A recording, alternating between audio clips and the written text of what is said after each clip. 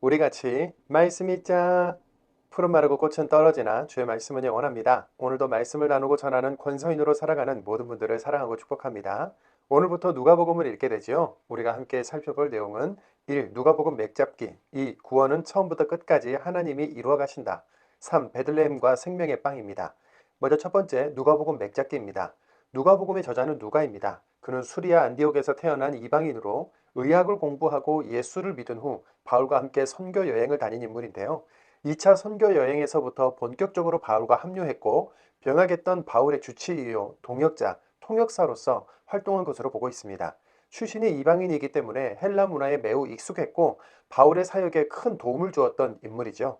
그래서 바울의 편지 곳곳에 누가의 이름이 자주 등장하는데요. 여기서 잠깐입니다.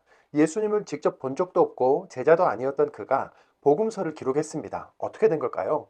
누가는 이방인으로 우리처럼 누군가가 전해주는 예수 복음을 듣고 믿음을 가지게 되었고 먼저 기록되어 있는 마가와 마태복음을 읽고 공부하면서 누가복음을 기록한 겁니다.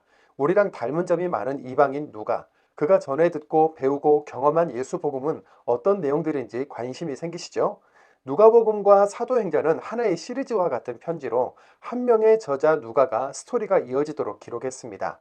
데오필로스라는 로마 정치인으로 추정되는 인물이면서 새신자였던 그에게 예수 복음을 전하고자 쓴 이야기책인데 이것이 이방인이면서 그리스도인이 된 사람들에게 전해지고 읽혀지면서 오늘날 성경이 된 것이죠. 누가는 사회적인 약자, 아픈 사람, 가난한 사람, 여인들, 이방인에게 관심이 많았는데요. 이런 사람들이 예수께 적극적으로 반응하는 장면, 이들을 특별히 사랑하시는 예수님의 모습을 집중 조명하기도 하고 이들에게 선행을 베푸는 것이 복음적인 삶이라고 표현하기도 했습니다. 그리고 누가의 물질관은 재물을 쌓아두는 것을 경계하고 연약한 자를 돕는 곳에 재물이 사용되어야 함을 강조했습니다. 주인의 장부를 왜곡해서 빚을 감해주는 옳지 않은 청지기 비유나 부자와 나사로 비유는 누가복음에만 나오는데요. 누가가 가진 물질관을 잘 표현하는 비유라고 할 수 있겠죠.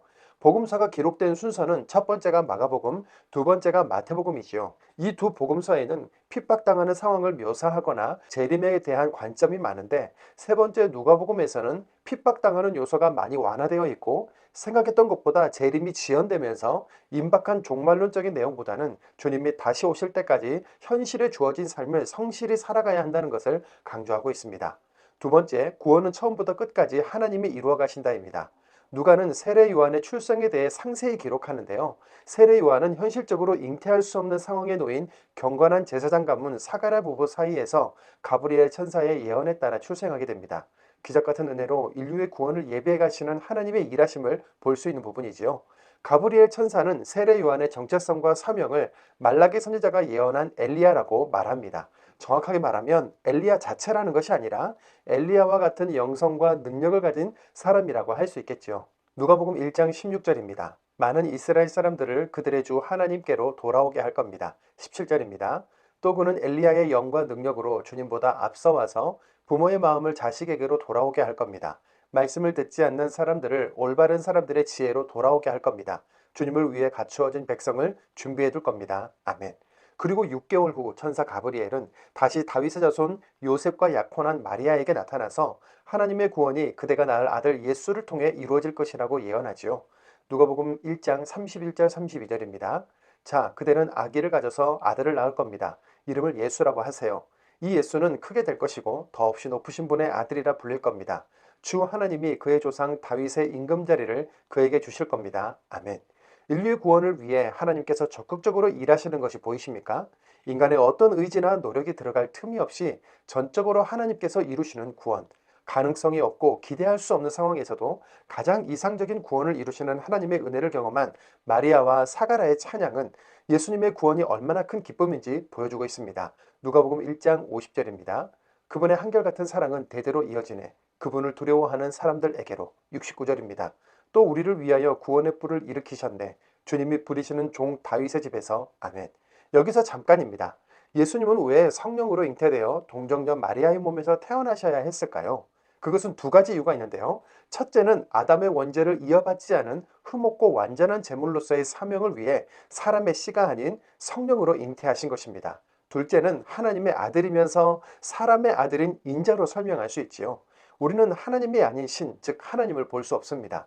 죄인인 우리가 거룩하신 하나님의 얼굴을 보는 즉시 죽기 때문이죠. 그런데 우리는 하나님이 너무 궁금하고 보고 싶으며 그 하나님이 우리와 함께 해주시기를 바랍니다. 무슨 방법이 있을까요? 사람의 몸을 입고 오신 하나님으로 오셔서 보여주시고 같이 살아주시고 만물의 주관자 하나님만 할 수 있는 일들을 경험시켜 주시는 것, 바로 이 인자로만 가능했던 겁니다. 예수님은 이렇게 동정녀 마리아의 몸에서 태어나심으로 흠없고 완전한 제물이자 완전한 하나님이요 완전한 사람으로서의 조건을 다 갖추시게 된 것이죠. 세 번째, 베들레헴과 생명의 빵입니다. 예수님의 탄생 시점에 카이사르 아우구스투스의 인구 총조사 명령으로 요셉과 마리아는 고향 베들레헴으로 가서 호적 신고를 해야 했습니다. 그러다 보니 많은 사람이 베들레헴으로 오는 바람에 영원에 묵을 곳이 없어서 외양간의 구유에 아기 예수를 눕힐 수밖에 없었는데요. 천사들의 도움으로 찾아온 목자들이 말 구유의 아기 예수께 경배하지요. 예수님은 세상 위에 군림하는 높고 화려한 왕이 아니라 낮고 겸손한 평화의 왕으로 오셨습니다. 말 구유에 놓인 아기 예수님의 탄생 이야기는 재미있는 의미가 하나 더 있습니다. 예수님은 우리로 하여금 영원한 생명을 주시는 생명의 빵으로 오셨지 않습니까? 말 구유는 생명체가 먹이를 먹을 수 있는 통로지요. 그리고 베들레헴 지역의 뜻도 빵집이라는 뜻입니다. 생명의 빵이신 예수님, 이렇게 베들레헴에서 말 구유에 누이심으로 우리를 위한 생명의 양식 되심을 나타내셨습니다. 요한복음 6장 35절입니다. 나야말로 생명의 빵입니다. 나한테 오는 사람은 절대로 배고프지 않을 겁니다. 나를 믿는 사람은 절대로 목마르지 않을 겁니다. 단 한 번이라도요. 아멘. 예수님이 나신 지 8일이 되는 날, 정결 예식을 치르기 위해 성전에 들리신 아기 예수를 본 시므온과 한나의 이야기는 누가복음에만 나오는 이야기인데요. 하나님의 구원을 기다리는 것을 가장 큰 기쁨과 소망으로 알고 기다린 사람들에게 하나님의 구원이 실제로 임한 것처럼 우리도 다시 오실 주님을 기다리면서 늘 깨어 기도하는 사람이 되기를 소망합니다. 여기서 깜짝 퀴즈입니다. 다음 중 누가복음에만 나오는 내용을 모두 골라볼까요? 1. 아기 예수를 알아본 시므온. 2. 아기 예수님을 알아본 예언자 한나. 3. 옳지 않은 청지기 비유. 4. 부자와 나사로 비유. 정답은 모두 다 누가복음에만 나오는 내용입니다. 이제 이방인 그리스도인 누가의 눈에 비친 예수의 행적을 따라가면서 말씀을 읽겠습니다. 누가복음 1장입니다. 누가복음 1장.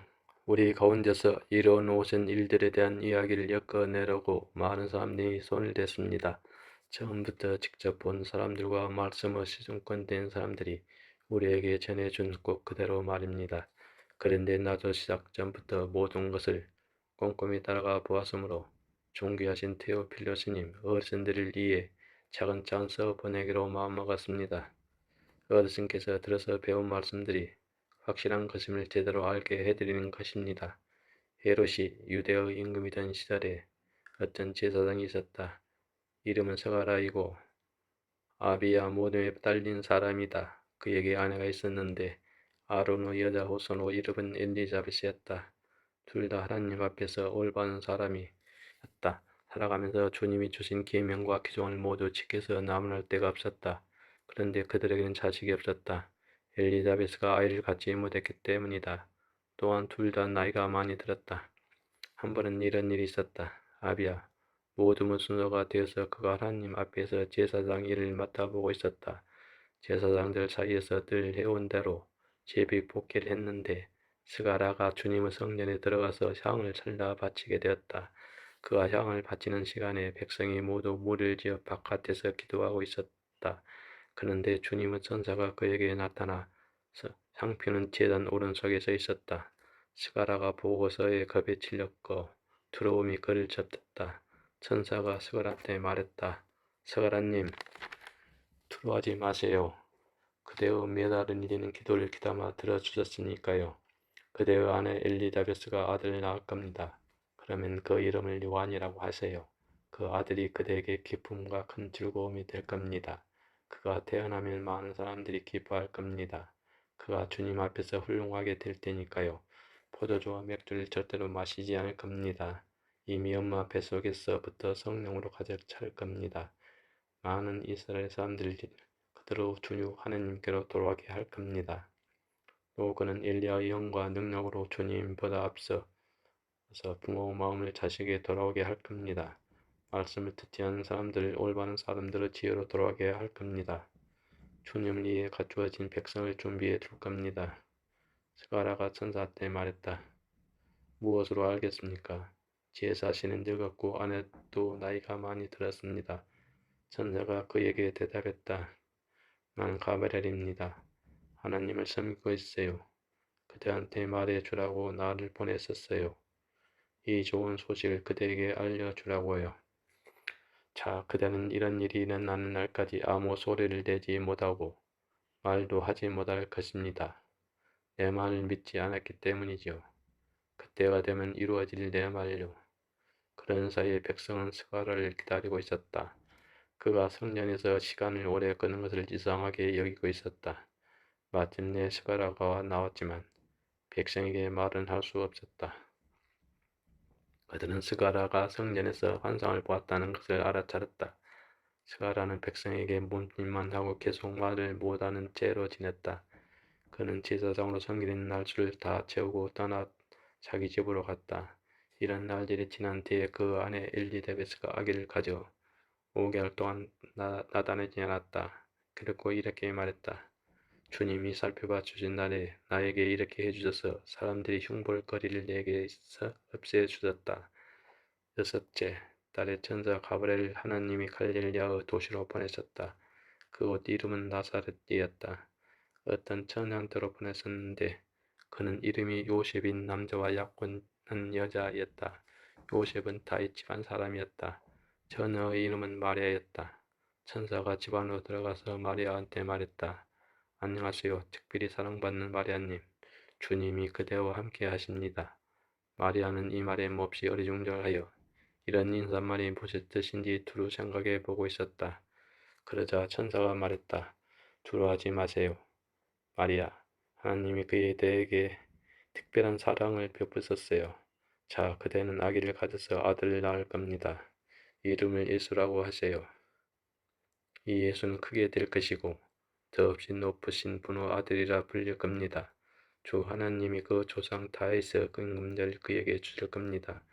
그래서 예수는 야고보 집을 영원히 임금으로 다스릴 것이고 그 왕국은 끝이 없을 겁니다.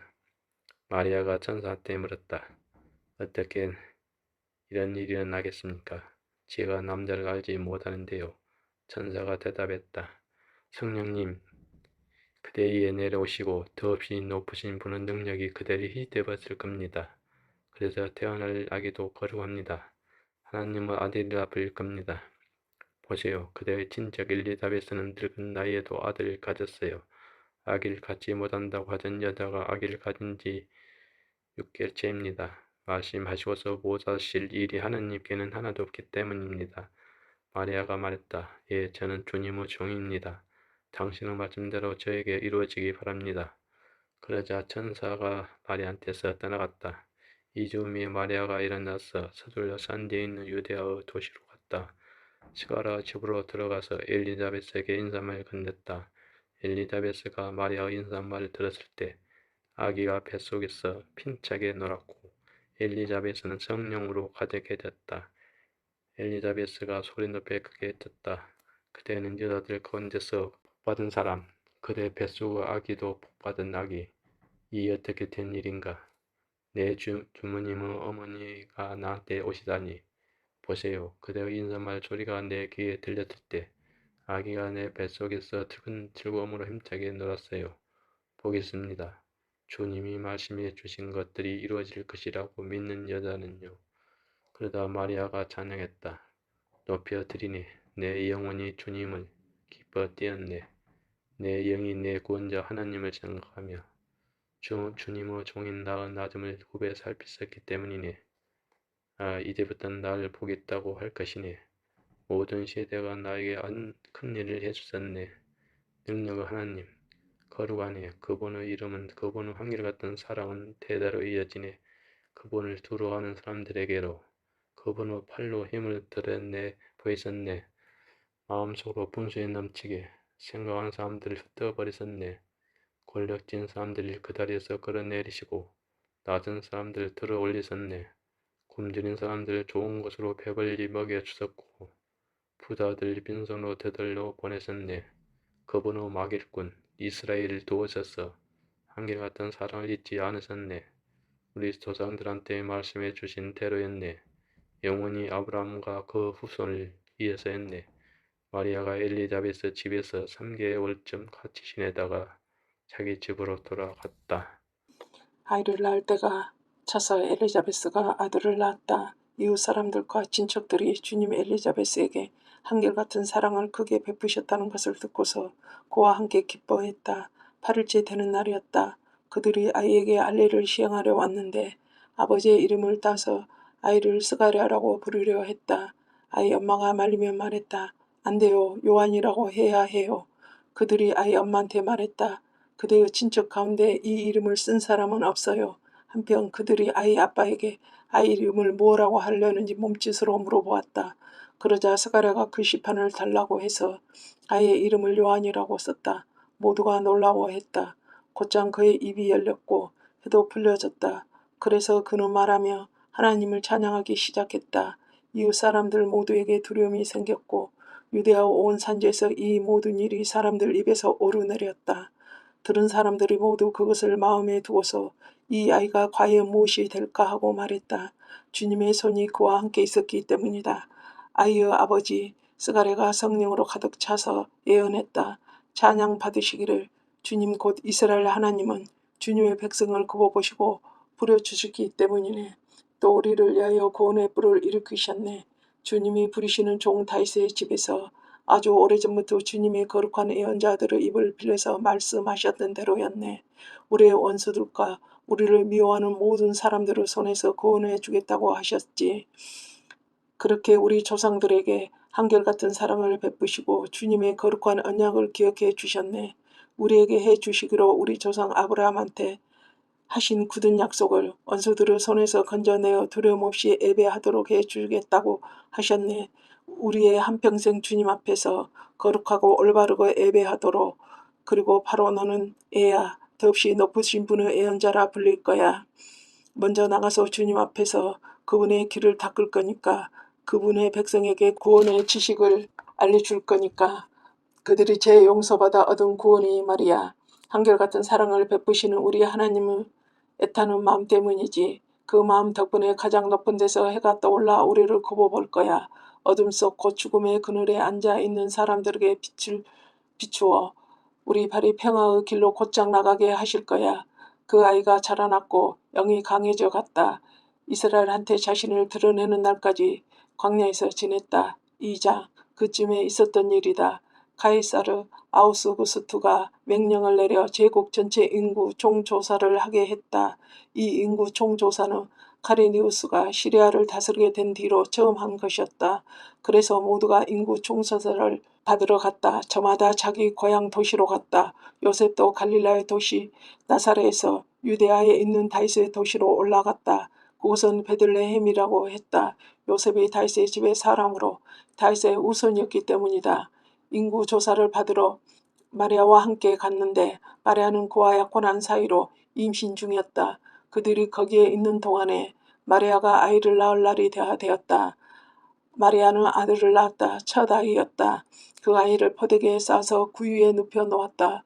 그들에게는 묵을 곳이 없었기 때문이다. 바로 그 지역에서 목자들이 들판에서 지내며 밤에도 자기들의 양떼를 지키고 있었다. 그런데 주님의 천사가 그들에게 불쑥 나타났다. 그리고 주님의 영광이 그들을 불러 비췄다. 그들은 큰 두려움에 빠졌다. 그 천사가 그들에게 말했다. 두려워하지 마세요. 자, 내가 그들에게 좋은 소식을 알립니다. 온 백성에게 큰 기쁨이 될 소식입니다. 그대들을 위해 오늘 구원자가 태어났어요. 그리스도 주님이요. 다윗의 도시에서요. 그대들에게 징표가 될 일은 이것입니다.